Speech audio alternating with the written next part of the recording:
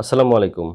নবম শ্রেণীর প্রিয় শিক্ষার্থী, তোমাদের গণিত বইয়ের পঞ্চম অভিজ্ঞতা বাস্তব সমস্যা সমাধানের সমীকরণ।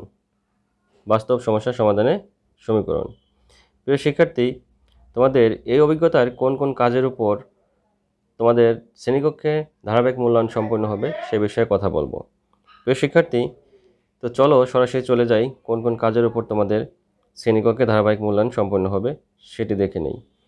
প্রিয় শিক্ষার্থী, তোমাদের পাঠ্য বইয়ের 114 পৃষ্ঠায় এখানে ছক রয়েছে 5.1। এই ছকটি পূরণের উপর তোমাদের শ্রেণীকক্ষে ধারাবাহিক মূল্যায়ন সম্পন্ন হবে এবং এই কাজের উপর তোমাদের একটি পিআই চিহ্নিত করা হবে, সেটি হলো 4-এর 1, অর্থাৎ 4-এর 1 এই পিআইটি নির্ধারণ করা হবে তোমাদের পাঠ্য বইয়ের পৃষ্ঠা নং 114-এর 5-এর 1 অর্থাৎ 5.1 এই ছকটি পূরণের মাধ্যমে। প্রিয় শিক্ষার্থী, এরপরে আমরা চলে যাই তোমাদের পাঠ্য বইয়ের 114 পৃষ্ঠায় ওই একই ছকের উপর, অর্থাৎ পাঠ্য বইয়ের 114 পৃষ্ঠার 5.1 এই ছকের উপরেই আরও একটি পিআই চিহ্নিত করা হবে, সেটি হলো 4-এর 2। এই পিআইটি চিহ্নিত করা হবে 4-এর 2 এই পিআইটি চিহ্নিত করা হবে একই কাজের উপর। এরপরে রয়েছে পাঠ্য বইয়ের পৃষ্ঠা নং 117 নং পৃষ্ঠায় একটি কাজ রয়েছে যেটা জোড়াই কাজ হবে।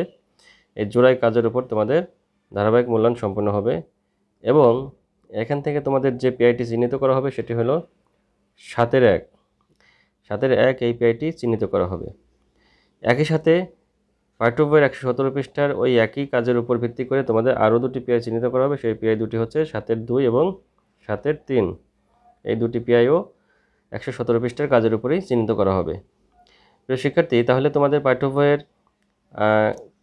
পৃষ্ঠা নং 114 এবং 117 এই দুটি পৃষ্ঠায় যে কাজ রয়েছে সেই কাজের উপরই আমরা অনুশীলন করব। এই যে 114 এবং 117 এই দুটি পৃষ্ঠার মধ্যে জোড়াই কাজ রয়েছে এবং ছক রয়েছে। এই ছক দুটি আমরা বারবার অনুশীলন করব, তাহলে আমরা হয়তো ভালো করতে পারবো। প্রিয় শিক্ষার্থী, তোমাদের সবার জন্য শুভকামনা রইল। আসসালামু আলাইকুম।